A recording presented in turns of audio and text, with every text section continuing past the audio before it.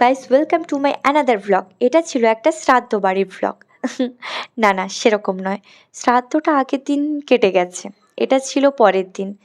তো শ্রাদ্ধতে গেছিলাম আমি আর আমার ঠাম্মু, ফুল মিষ্টি ধূপ নিয়ে।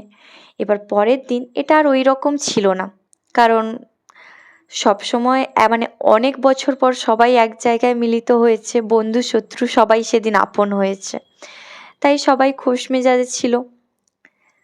কারণ আগের দিনই শ্রাদ্ধ, সব কিছুই একদম সুন্দরভাবে পালন হয়ে গেছে। তাই আমি ভাবলাম যে আমি একটা ভিডিও করি। সবাই সবাই যেহেতু খোশ মেজাজে আছে, এবার সবাই বলতে আমাকে বসে যাবে যে বাবা, শ্রাদ্ধ বাড়ির ব্লগ, নিজের তো কেউ মরেনি এই জন্যই এরকম। না না, তেমনটা নয়। দিদুনের বয়স হয়েছিল 92 বছর বয়স।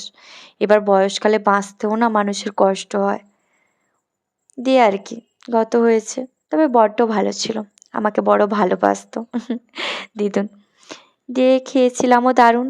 দিয়ে ভাবলাম যে তোমাদের সাথে শেয়ার করি। আমি প্রত্যেকটা মুহূর্ত আমার মোবাইলের ক্যামেরা বন্দি করতে খুবই পছন্দ করি।